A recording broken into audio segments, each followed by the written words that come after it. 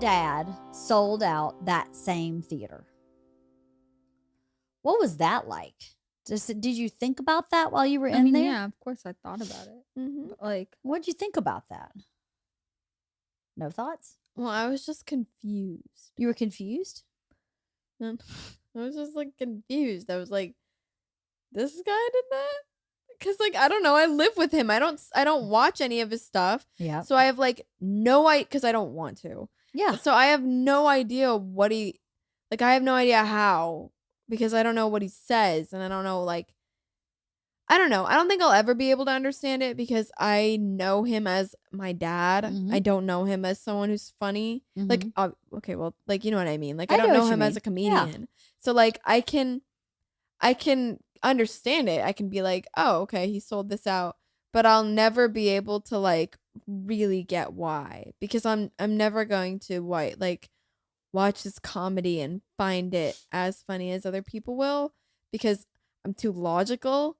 So I'll go, I don't remember it that way. I wonder why he told it that way. When it's still funny, but like I'm logical, so I go like You're too close to it. I'm too close to it, so Yeah. I'll never be able to like actually fully understand how. Right. So when you were really little, you had a hard time with shoes, Underwear.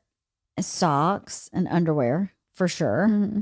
And what do you feel you still have problems with? All three. All three still? Yeah. What I don't understand because I don't have this, and forgive me for not understanding it. I don't have any personal experience of it. I put something on that's uncomfortable and I do what you do about pain. Is I go, oh, in a few minutes, it'll be totally fine. But you don't seem to be able to do that sometimes. Sometimes you can. Yeah. And sometimes you cannot. There's been times when you've worn an outfit one time and then the next time you go to wear it, you can't tolerate it. What do you think that's about? I think it's mostly based on the day. The 'Cause day? it like for me, it's not like every single day that it's like bad or anything like that. I think it like fluctuates, I guess. Because like some days I'm fine with putting on my shoes and I'm fine with that type of stuff and I'm fine with everything like that. But then on other days I'm like and it's just like What does it feel like on the days when you're like that? it just feels like like if someone behind you and they like scared you, like the moment that you're scared, like that little like jolt sort of? moment, like the height of that moment is how it feels like the entire time. So it sounds kind of like intense and maybe raw. Yeah. Is that right? Yeah. And then you feel like you need to like, you know how like you are really anxious about something and then like stop breathing? It's like that feeling too. So my friend says to me, you better sit down, okay? He brings in this box. I don't even know how he was carrying this box. And inside the box is all the AT&T bills bundled. All of the Edison bills bundled. All of the cable bills in order, not opened, for years. Oh my God. Then he goes and brings another box. I thought I was going to pass out. I don't even know. Do you cry? Do you throw something? Do you throw up? All of Do the you above? pass out? Oh my God, all of it.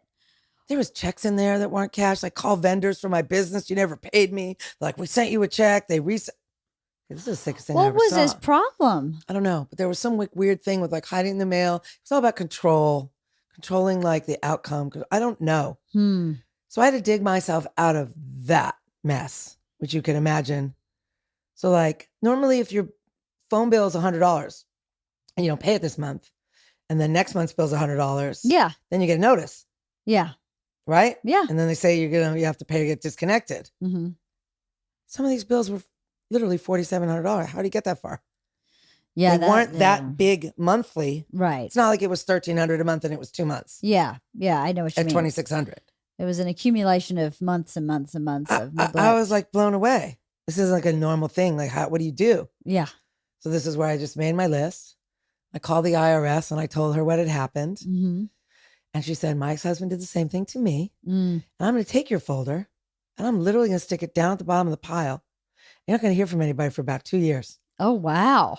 And I was like, I don't know, maybe I shouldn't be saying that out loud. And I was like, okay. And she actually did. I didn't hear one word, but it gave me a chance to start to, I didn't even know what I was even dealing with at this point. Right. I spent all my money paying down that debt, not the IRS debt, but the rest of the rest debt. of the debt, yeah. The IRS debt took about 4 years to resolve, but I did do it. What I feel is really fair and honest. I had to go back to 2014. These are all accomplishments. These are all achievements. People think, how am I going to do that? You just do it. You just do it. Put your head down and just be quiet and just do it. Right. So I had to go back to 2014 and pay 14, 15, 16. Oh my God. How could you even file your tax for 2000? What did you do in 2015? I don't even know. Okay, there you go. But I had to go back and do it. And I did it. And I just bit one bite of the elephant at a time. Your favorite expression. And I just did it. And all of a sudden I was caught up and it was 2019. I was like, oh my God, I'm completely caught up. And I did it. I could not. It was crazy. That is crazy. I always look at, kind of zoom out and go, everything you and I was talking in terms of pies, right? And all of your assets, and go, okay, is your pie, which is all the assets that you have, whether it's cash or a home or a car, all of those things, put them together. How much is it? And if you had to put each one of those different types of assets, a bank account, a savings account, your house, if they were slices on the pie, how big are they relative to all of them? And are they relatively even slices, or are they, one slice is huge and the rest are tiny? And I always say, start there and try to think about having even slices and how do you rebalance your pie? Because if you have all your eggs in one basket, one giant piece of pie, it's not necessarily the safest. You may have it all in cash and you say, I have no investments. I don't own any property. Maybe I'm young, maybe I'm old. How do I change that? And why is it bad to have it all in the pickle jar or all in cash in a checking account? And I said it's a negative investment because inflation, everything gets more expensive. And if you only are sitting on cash and the world is growing around you and things get more expensive, your cash is worth less a year from now if it's the same amount. Right. Which is why, checking accounts have interest rates that are tiny and all of that to try and grow with inflation, but they're never going to. So an investment becomes anything that's going to help that money grow with time. And it can be, it's such a broad, when you'd mentioned doing a podcast about investments, it's so broad. We can sit here and talk for days about all different types. So starting big and going, all of your assets first, how do they look? Are they even? And then start going, okay, what are my goals in life? Do I need to save for retirement? Which I think we've talked about before, maybe on that first one. So retirement can be a slice, and that's an investment. And there are all types of retirement savings vehicles. If you have a 401k through your work, or you set up your own IRA, and there are different types of IRAs. You can start saving early and it grows, and there are tax implications behind it, but they're all kind of to benefit you based on how you want your future to look for retirement. And then you may go, okay, another slice is going to be real estate, and maybe it's your own home, or maybe it's you want to own a piece of real estate to rent out because you're comfortable with that. Investments, I always try and steer you towards things that are comfortable to you. After I had kids, I don't know if this is true for you. I think we maybe talked about this before. My libido and sex drive totally changed because of many things. I think I was exhausted. Yeah. I felt like a completely different body. I didn't recognize myself from the, neck down half the time. And I was uncomfortable with that. And I was freaking exhausted because my husband was gone 5 days a week. And that's an intense parenting and you're so tired. And Bert has always had this huge sex drive. And I think that caused us problems a long time ago because we couldn't get on the same page with that. And at a certain point I would try to rev it up, baby. But I'm like, I revved it up like 2 nights ago, dude. I can't rev it up again. I'm so tired. And there's no acceptance of, oh, she's so tired. We only got these 2 nights I'm home. So we got to, that was hard in the beginning, like when our kids were younger. Now that I've gotten more consistent sleep and I'm not like, you know, when you have a 1 and a 3-year-old, The sleep you're thing like, is I didn't know which end was up. Yeah. And he wasn't even home. So that caused a lot of tension, a lot of problems in our earlier marriage. Yeah. It was because we were just on completely different pages sexually. Yeah. And for him, sex means a lot. I mean, it's a Scorpio. For me, at that point in time, I was like, if I never have it again, it'll be too fucking soon. I just want to sleep and I'd like someone to rub my back without any collateral. I just feel gratitude for my sobriety and that it's granting me the clarity to, one, like, feel immense gratitude to even have the privilege of helping people and the privilege of writing a book like this. Mhm. Like, no one else out of my MFA program was handed a book deal like that. You know what I mean? And like, Amen. that's I'm not even religious, but amen. yeah. I mean, but I think I felt a lot of shame about it because here I was in a high literary writing program and I'm writing like a commercial YA book, and it shouldn't matter. It's all writing, it's all things, but like the sort of the imposter syndrome that I had at Columbia was manifest in like, oh, I'm just Dr. Drew's daughter no matter what I do. Like, it doesn't matter that I have this see. degree. It doesn't matter that I've like studied the craft. It's like, and granted, I wouldn't have been able to write this book had I not done that. Sure. But it was kind of, it's all part of the same monster. I hear what you're saying. The word shame worries me. I don't like that word. Yeah. That word is attached to who you think you are. Guilt is different. Guilt is I did something bad. Yeah. Shame is I am bad. I don't like shame. So figure out why you use that word. Yeah. You used that Interesting. word. I didn't even realize I used it. You did. You said the shame I felt. And shame has to do with who you are. Yeah. And there is no part of any person on this planet who should really feel shame. Yeah. Guilt, totally. Yeah. We all screw up and do things that you should feel guilty about. Unless you're like Jeffrey Dahmer, then you should be ashamed of yourself. Right? How dare you do that? Yeah. But shame, when you really connect and identify that you feel shame, you can change it. But a lot of time we have a lot of shame we don't even know is there. Yeah. And then if you find where you feel, because shame is one of the few emotions that makes me cry. Like when I find it in myself, and then I know that's where I have to heal because it's a lie. That's a lie. So I have built this belief on this thing that's not true.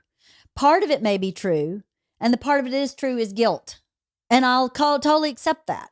It took me, I was pretty old when I figured this out too. And I don't really know how I figured it out. But I did. At a certain point, I was like, I know what it was. It was about when I was date raped. And I was so ashamed. I had so much deep shame. And I started breaking that apart and going, why am I ashamed? Why do I have shame? Why do I even have any guilt? Okay, I'll accept that I'll take some guilt because I was too drunk. I was flirting. I was. I'll admit to that. But it's not my fault that it went to this other place. Yeah. That's not mine. Yeah. That ain't me. So take that shame and shove it. Have you read Daring Greatly by Dr. Brene Brown? I think I have long time ago. Maybe that's where I came about with shame a lot. Maybe that's where I got it. Sorry, Dr. Brene Brown. I've stolen it from you. But you see, I listened so well, I made it my own. No, that's good. Internalize that information. But yeah, I don't like that you use that word shame.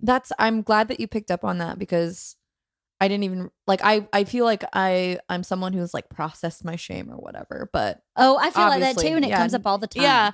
But if you recognize it, then you can address it. Yeah. If you don't recognize it, then you don't ever address it. You know, if anything comes out of what you and I are saying right now, it's definitely stop and tell the people in your life how much you love and adore them. Yes, for sure. Don't wait for a holiday. Don't wait till something bad happens. Do it. I'm going to cry now. Because it's really important. Sure. I love Tyler Henry. He's the Hollywood medium. I love that I guy. love We are him. watching his show. Yeah. Island are obsessed. Yeah, he gave Ava and I a reading one time. He did? Yeah, he did. No. And he was, I've learned so much from him. And He is a precious soul. yes, he is very, very special. Precious is like Yes. he's precious. Yes. And he mentioned in his new show, we're just walking each other home. Aw. And it's like look at, we only have so much time with each other. Totally. And loving each other and being kind is the greatest gift that we can leave behind. Absolutely. So people remember us that way. Absolutely. We don't want to be turning around and saying, oh, I'm so sorry that I didn't do right by you. I'm so sorry I was rude, or I did this or I did that. And we all have really bad days. Of We course. all have difficult moments that we have to get through and change us, hopefully for the better. Mm-hmm. But it all comes back to gratitude, Mm-hmm. and perfect is the evil of good. yes, right. Trying to be perfect or expecting yourself to be perfectly grateful or perfectly kind or perfectly sincere at all times is crazy. I agree. You just need to be good. That's Right. all. Just be good. Right. That one girl, we were doing this. You're like falling asleep. I'm not. You going like that. I did. Well, this girl, we were doing what? Nothing. I was not falling asleep. What? This one girl was doing what? Stop! You're bringing back the simulation thing that Georgia was saying to me. What? What simulation thing? Like when we're playing Rubik's Cube, and she was like, "We're in a simulation. Wake up!" And I was like, Oh, the Matrix. When she was talking about the Matrix, I did not understand your riff with that at all. I was completely it lost. freaks me out when she says that we're in a simulation and we're in the Matrix when we're talking, because I don't know if she's being real or fake, if we're actually in the Matrix. We're not in the Matrix. We're never in the Matrix. The Matrix is make believe. It's not real. So you're never in the Matrix, even when she says you're in the Matrix. Okay? Capiche? But then I don't know if we're in the Matrix and you're just trying to bribe me. We're not. We are not in the Matrix. Trust me. We are just in our house. I was going to say where, but I'm glad I didn't. We're just here. So, pole vaulting. Or just where? Do you know Wait, that? what did you say? Just here. We're just in our house. So, I just had a ball fest. I just cried. I You cried one did? night. Oh yeah, How I cried. come? I cried to Doug. Avery and I had gotten into, she was 16 at the time. We got into a big argument. And I remember crying to him saying, I need to be able to feel permission to grieve Mhm. the fact that I don't have, quote unquote, a normal kid. A And typical, whatever yeah. that means. Uh-huh. And to me, what that meant was I'll never have the kid that says, hey, mom, God, so this guy or girl, I don't give a shit. To me, be happy. I don't care. Totally. You know what I mean? But I'll never have that experience where she's like, at least not high school, because she's almost done here in a month and a half, and it's never happened, where she was just like, God, this guy is bugging me. Oh, hey, we're going to go to the football game. I just don't, none of that. I've had none of that. Oh, I've had none of that either. It's hard. And I don't have a kid that's on the spectrum. Right. I have two normal kids, as you say, quote unquote. Yeah, quote unquote, right? One Yeah. has a learning We'll get disability, skewered for that, but you know what I'm saying. Yeah, But nobody they're knows that they have a typical, disability. but Right. they're not on the spectrum. Right. And I have zero information about anybody's attraction, love life. Zero. They don't talk about it. No. And it's almost because it isn't really there. I think so. And I Yeah. think, to be honest with you too, one of my kids it doesn't usually come up and go, can I have a hug? Yeah. So, I wonder if that's a piece too that you'll never have, quote, I never don't. have that. I don't. But I don't really and have I that cried either. about that too. Yeah. You have every right to mourn that. Oh, and what it is it's and there's no one for me to talk to about it to that degree, right? Yeah. I can talk to you about it because you know me, you know my heart, Yeah, of course. you know the impetus behind something. Like you don't judge. I do And not. Who am I going to? You imagine me saying this to a group of people that don't really know me that well. I'll be like, God, sometimes I just wish I You know, had a and normal that's a kid. shame because I have to tell you something. I think my opinion is that's part of what's wrong with our world today is that there's no space to have the negative feelings. Right. There's no space for you to go, I have a newborn baby. She's beautiful. And this fucking sucks ass Correct. so big. Yeah. I can't even wrap my head around it. Help me. Right. Somebody give me a rope. Yep. You can't say that. I wish I had that body back. You weren't fat. I know, then. but people, you could imagine that you were fat then. We had Georgia, right? No, the first time? No, No, the that first time you wore the Speedo, we were dating. We were just dating. I would love that body back. Yeah, that was an awesome Yours and body. mine. Mine too. Yes, mine too. Either of those trips for me. That was a different LeeAnn Kreischer. You jumped off the rock. I did. You know, something happens when you have kids. I think it's not even like. I think it's like a chemical shift happens. Because you in were your brain. dangerous before.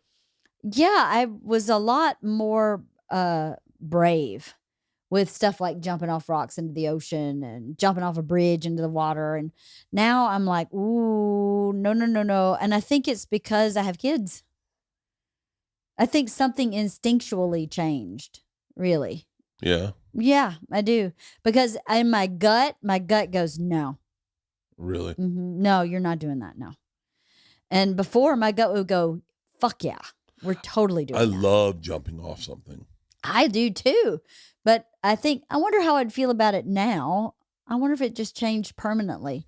So I was definitely pretty fear-free with stuff like that until I had Georgia. And then I was like, no, I will not I remember be jumping telling off you a not rock. to jump off the rock. Yeah. And I was like, I'll be fine. I'll be totally fine. And I was watching the tide and making sure it was deep enough. I wasn't being stupid, but now I just wouldn't do it.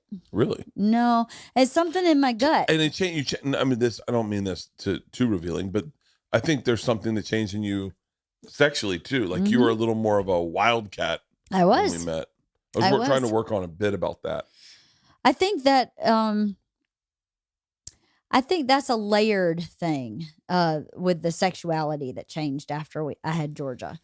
I think I didn't know this at the time, but if you've had trauma with sex, it sometimes is physically triggered with childbirth, and it causes emotional problems. And I think that happened for me. That's part of what was going on. Part of it, I was exhausted, and part of it, I didn't. When my kids were old enough to hear sex or walk in on sex and be confused by it, I was exposed to sex so much with my mom. It made me really uncomfortable as a child. So I think part of me was always, because I always have sex when the kids were in school because I felt like I could freaking relax. But I think that part of me that walked in on her or heard her talk about it or watched her walking around naked and talking about sex so much as a child that I just went, I'm not doing that to my kids. For like the machine story specifically. Yeah. Well, I always knew it was real because like I remember growing up, you always like emphasized that it was real. But like I just you were like, it's a true story. I swear to God. And I was like, okay, buddy boy. Because like the only thing I can think about is how much like pure anxiety he has. And I don't think he could rob a train. Like I just don't think that could happen. Like he's just too anxious. Like he doesn't go No. Pause. Too anxious. No, like he's too scared to feed the cat in the basement. So I was Yeah. like, why would you even rob a train? Excellent point, Georgia. So like when he was like, when I was 20, I got involved in the Russian mafia. I was like, sure, okay. But like I always knew it was real because like as a kid I knew it was real because like the story never changed. But like I didn't hear the full story, but like the basis of the story never changed. And then hearing the whole thing, like it just sounded so like you. Like you're just not. Sometimes on occasion you can act like a bit of a Neanderthal. So I was just like, oh my God, he would totally do this. So you found out when you were 18 that the person you thought was your dad was not your dad. Possibly not. My dad. Possibly. Big word. So yeah, it's a big word. In the summer of '62, my mom was dating this guy. She was, we lived in the Pacific Northwest, and it was at the Puget Sound Naval Shipyard, Navy guys, and she was living in military housing and was dating one guy for the summer, and then met another guy and ended up dating him. But what happens is if you're in the Navy and get called out to duty, you got 24 hours to get on the boat and you're gone. Right. So he didn't have a chance to say goodbye, I found out, and he was just gone. And so she never knew what happened to him. And she discovered she was pregnant at 3 months and married the man she was dating. And like a good woman in the 60s, you get married, you have your kids, raise your family. Yeah. And she had 2 more kids with Bob. And so they got divorced when I was in my teens, and it wasn't a great father-son relationship or family. He just wasn't a great guy. So I came home from school one day from high school, and I was really obsessed with this really cute Italian guy. He was like dark hair and mustache, and our little mustaches we get when we were in high school. And I was just like obsessed with him and his shoes and everything about him. I was like, Mom, this guy's really cute. He's French. He's Italian. Blah blah blah. She's like, well, you might be Italian too. And I'm like, what? And she's like, I got something to tell you. So, oh my God. So that's when she said, I was dating this guy named Tom, and he's Italian, and I just wasn't really sure what the reality of it was. But so you just might have a different dad than your sisters. I said, okay, that's great. I'm fine by that because I don't like the guy. Yeah. I got it out. You know what I mean? Right. So she gave me her little black book. Oh my God. I brought it for you. That's her little black book? This is her little black book. No. And all her writing in here. And here's what she gave me. This is Tom's information where he was stationed. I can't see that far. I got to see this. Yeah. Where he was stationed in the Navy in 2 different locations.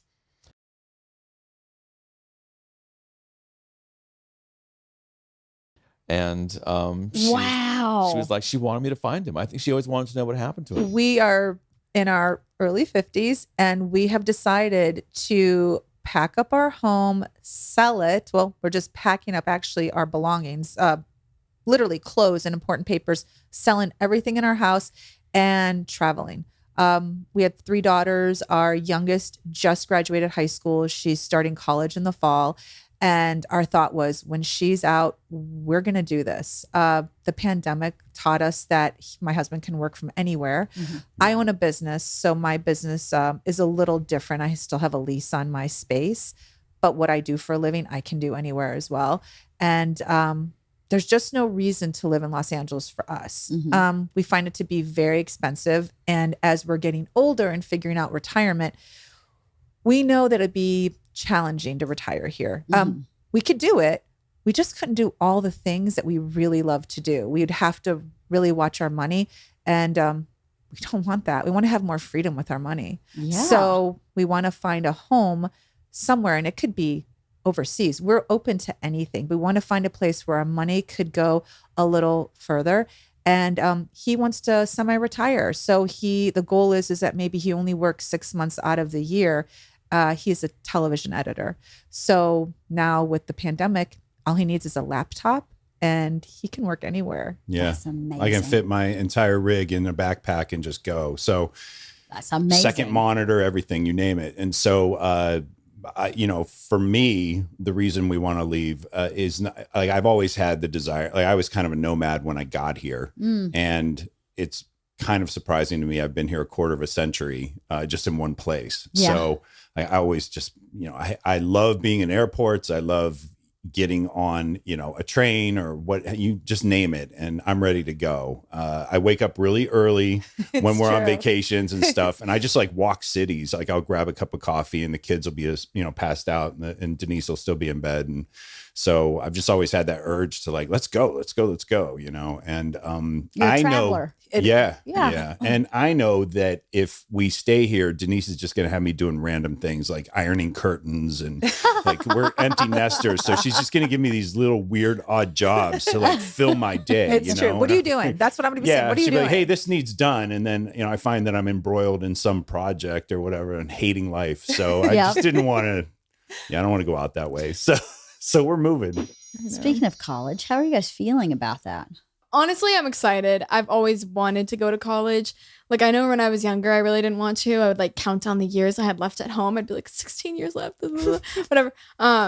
Not 16. That would have been like 2, but whatever. I get your point. Yeah, but I'm excited. I'm excited, like, to be on my own in a new state with all new people. But at the same time, I'm really, it is really bittersweet. Like the sweet part is you get to go learn what you want to learn, do what you want to do, like actually establish yourself as an adult. But the sad part is like I have to leave all these people that I love so much. Like we were talking about it. If I could like pick everyone up and bring them to college with me, I would want to go now. Like I would want to go immediately. And like the good thing is like where Ellie's going is only like 4 hours away from me. So when I get a car in college, I can drive whenever. Road trip. But I don't know, for Daisy it's a lot harder. For Sophia it's a lot harder because they're like on the other side of the country, right? Yeah. So I don't know. I'm really excited to pursue, like, to actually learn more about myself and to like discover more about who I am in college. But I wish I could do that with the friends I have now. Poison has been with me and you For a lot longer. for a lot longer. It means something Yeah. different. Someone was telling me the other day, I was talking to, I don't even remember who it was, about going to this concert for your birthday. And they were like, studies have shown if you connect to the music that you were super connected to when you were young, it does something chemically to your body. It's actually kind of almost anti-aging. Like it does something to your body. It releases a bunch of chemicals that were present at that time in your life. It's a trigger. Huh. Isn't that interesting? Yeah. I mean, it makes sense. Totally makes sense. I was hardcore into Poison. Oh my God. Yeah. Yeah. Oh, they were so good. Yeah. I don't know. I guess I didn't expect them to age well, but it they was did. a great performance. Yeah. They sounded great. They put on a great show. They had fun. They had fun. They were so appreciative. Yeah. Like they were really amazing. And the drummer apparently survived cancer and they talked about Yeah, that. right? And- I didn't even know that. Me neither. And I said to Bert, you could really feel how grateful they were Yes. to be there. Yes. Of all the bands, Yeah. that band, They were the most vocal about that. Yeah. They were really like, we were just so blessed and proud and happy and thank you and thank you and thank you. And it was so cool to experience that because it felt very, very genuine. Yes. You know, from all of them. Yeah. 100%. And that was really cool. Yeah. And how about Bret Michaels' pants? Oh my God. I mean, come on. I mean, the clear outline of a codfish is on those pants. It's like a codfish where I just went, wow, I actually can see the head of that codfish, like in the way your pants have been worn. I mean, how old are these pants? B, how big is your fucking codfish? Right? Did you notice that? You did not need to be seventh row to notice that. No. I mean, come on. Right? It was, yeah. What is up with that? I don't mean- know. I mean, does Tommy Lee? Come on. The whole time I was thinking, well, Tommy Lee may not have a corner on this game because that boy fills those britches well, up. his pants were not as tight, so we don't know. No, but we've all seen his hog. Oh, I guess that's true. We have not seen Bret Michaels' hog, but there was definitely hog marks on his pants where you're going, wow, if that's what that is like, flaccid, what the fuck is going on when it ain't? You know what I mean? And we were talking about this earlier. We'll keep it non-specific to people. But what is your opinion about a kid that's struggling and kind of going to get them? Because we have a couple people in my circle.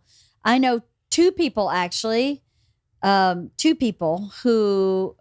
kids were in school a couple weeks or less, and the parents went and were like, "We're done." So I would. There's no way. Depending on where they were, I would go there and get That's a a good hotel room plan. close by.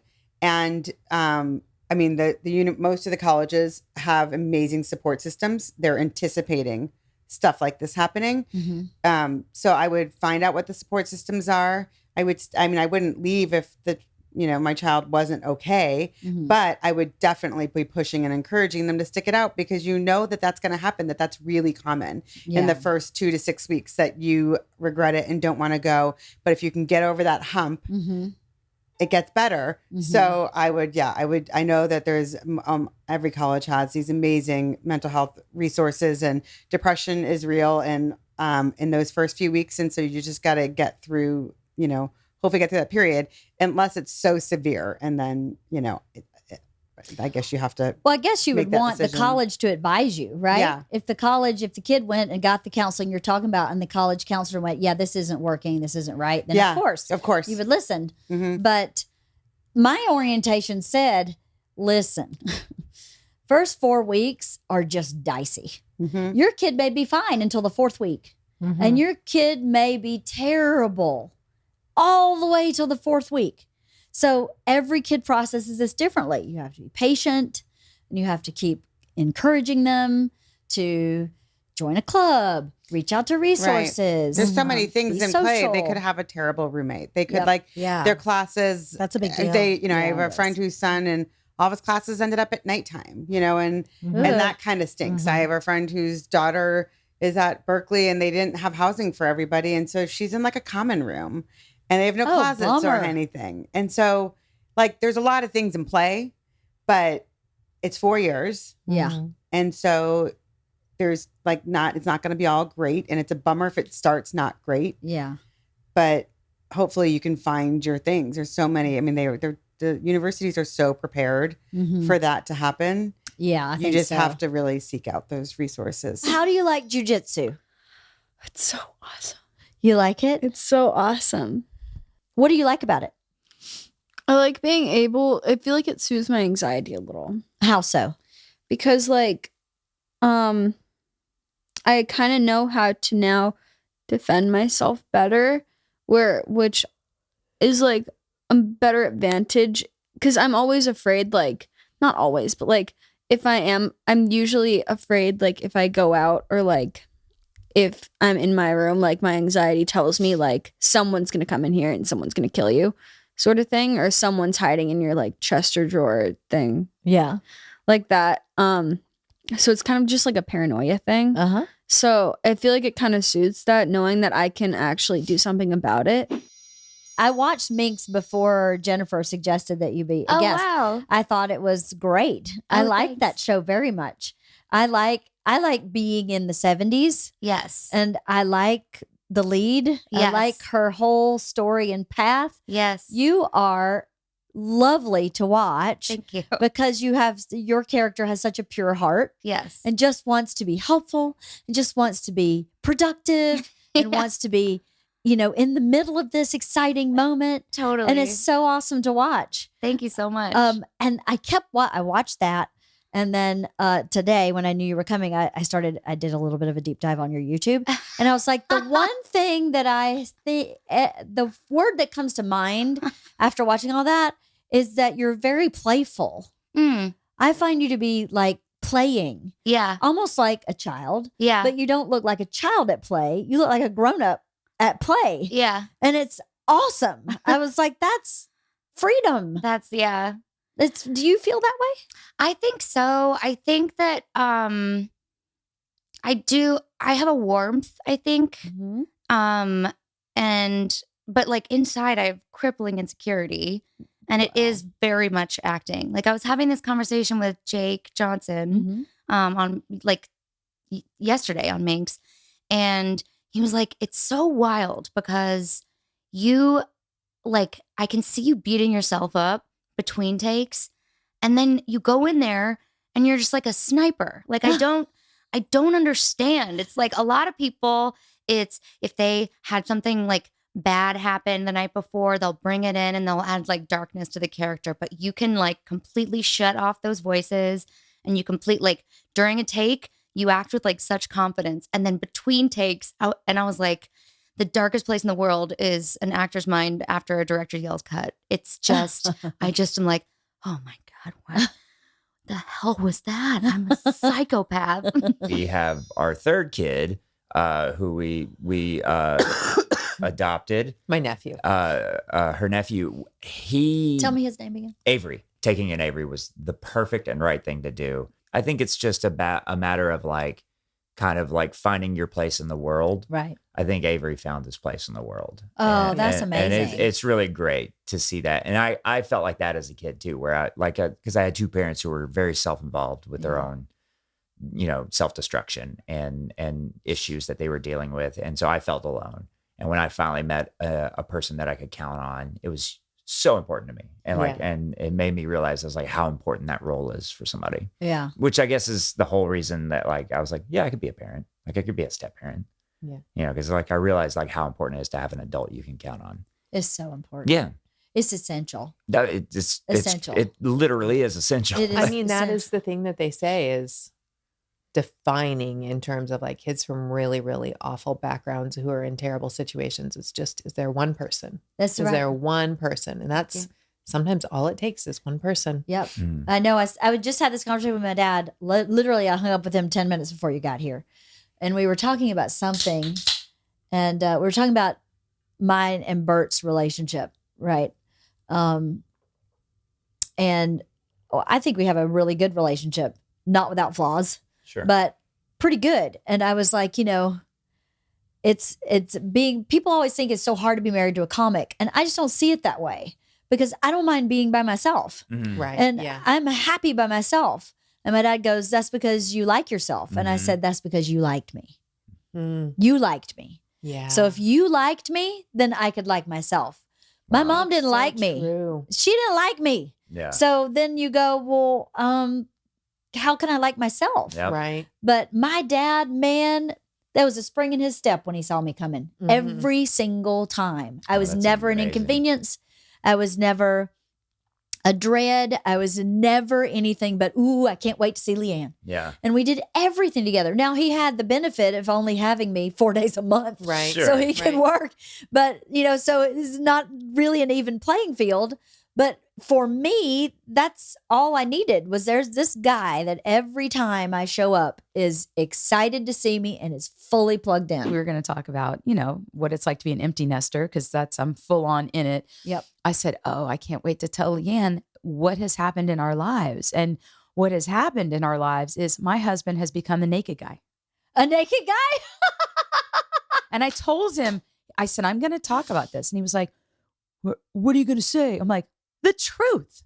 Like, I'm not going to pussyfoot around it. Like, all of a sudden, Avery's no longer in the house and he will walk out, have shower, everything. He comes out of the bathroom naked. And I'm just like, and I'm literally going, I don't know if I'm into, I don't know if I'm digging it because he sees the movie in his head. Remember, he's trapped in 1980s, long hair, shirt down to here, playing the guitar, strippers and cocaine. I mean, like he's still got his head wrapped around A little bit in there. the a little porn bit. days of Yeah, that, right? yeah, Like yeah. the whole like, I don't have a pool. Meow, meow, meow, you know, and you're like, what? Did they have beavers, bushy beavers too back then? I mean, anyway, so he comes out and he like stretches and is doing it to be funny. And I think he really, truly is wanting me to be like, yeah, like a movie. And I'm like this, huh? What are you doing? And he go and he truly, and then it'll be like, so I guess that's a no. I'm like, is that, hold on, is that your, are you messaging me right now? Because if Right? you are, not hitting. Right? Right? I Yeah. don't get it. Naked guy all the time. And I said, I'm going to tell Avery that. He was like, don't you dare. I'm like, Doug, what are you hiding? You're naked guy. She's no longer in the house. You were 20 years. I've never seen you do this. And now it's constant. And he'll walk out and he'll like go to get on the bed. And I'm like, get your nuts out of my face. I don't need all of that. Like, I don't need it. And I think he truly is wanting me to be like, yeah, that's hot. Yeah. I'm like, that's never going to happen. Right? I'm Wrong going, girl. cover it. Yeah, cover wrong it. girl, wrong girl. That's Wrong. so funny. I don't know any girl. I don't know any woman that truly, I don't care how much they love the D. I don't know if they're going to be like, yeah, he's 54 years old. I mean, Yeah. he's an older dude and I love him dearly. He's still hot, but every day, and I go, when is it going to like dry where you're like, okay, I'm not going to get the reaction I needed. It was funny. Ha ha ha. Next joke. Right? It's not funny. It's not hitting. You know what I'm saying? Rewrite the joke. Now, why do you, oh, that's so interesting.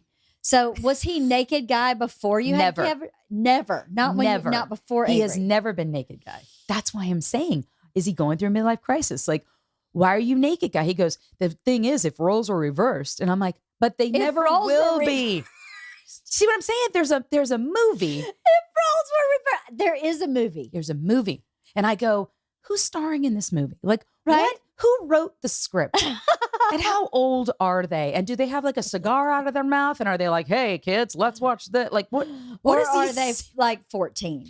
Well, that's They the might be thing. I'm like, you're 14. either like a 14, 15-year-old, because, you know, as they get older, he gets testosterone and he does the pellets and all. And I'm like, great. Thanks a lot. That is exactly what we need. I was like, Right. can we pull it back a few pellets? Right. And he goes, well, do we need to? I'm like, yes, pull it back. Pull the pellets back because How it's too funny. much. LeeAnn is in really great shape right now. Mm-hmm. She's been with the trainer now for a long time. But I remember it was like, kept going, you need to go to a trainer. You need to go to a trainer. And then once she went to a trainer, Mikkel, who's a badass, she was like, oh, he does things to me. I cried my first time. Oh. And I went, that's coaching. In my head, I went, that. I didn't say that to her. Yeah. I But I go, never "That's-" played a sport growing up. I've never coached. Oh, okay. My cheerleading years, our cheerleader coach quit. Oh, wow. And I was in charge. You guys were self-governed. Cheerleading, I like I it. was. No, she was I in like charge. Okay, with the What an- principal. It was That's an me. experiment in democracy there. Yes. Cheerleaders running their own thing. Yeah, she was like, I'm out. I Nice. can't. I don't have Aw. time. And there was no one else to take over. So we just coached ourselves. So I never really had that. I didn't take dance classes. I didn't. What made you cry the first time you coached? I mean, you were Abs. coached. What was it? Well, I believe in like mind, body, spirit. Yeah. And I went to him basically saying, I'm holding emotions in Okay. my body. I Uh-huh. can't lose weight in certain places. Yeah. I can't get in shape in certain places. I have pain here. And I think it's some of it's emotional. Yeah. Yeah. And so he got right in it. And it was doing sit-ups. And I just Oh. started bawling. Mm. I couldn't physically do a complete sit-up. Mm-hmm. And he kind of made me. Uh-huh. And I just wouldn't push through this certain part of my back that was hurting. And he kept saying, you're not injuring yourself. You're attached to the wrong thing. And pushed me and made me do the sit-up. And as soon as I completed the sit-up, I started crying. I cried and cried and cried. Aw. And I had several sessions early when we were working together where he would hit a certain exercise and I'd cry. And I don't know why. That I didn't have like, it was that one time. It was not that. It was like trapped trauma, really. That's what he said I too, is that think you that, trap for sure. trauma Yeah. in your body. Oh, And, the majority of people in this world can't do. I was listening to a podcast with Rogan and Rick Rubin today, and Rick Rubin was saying he went out to Laird and Gabby's place to do training, and he couldn't do a push-up. He was 300 pounds. Yeah. Couldn't do a push-up, and Laird said to him, "Don't say I can't do it. Say I haven't done it yet." And shit like that fucking works in your brain. It does. does. It does. Yeah. And great coaches work in your brain. They do. And look, not every coach is a great coach. that's No, true. for Yeah, Coach was not the best coach in the world. Ooh, no, he was not. Yeah. Georgia quit playing softball because of that guy. yeah, we have But a great coach can get you to achieve beyond what you ever thought.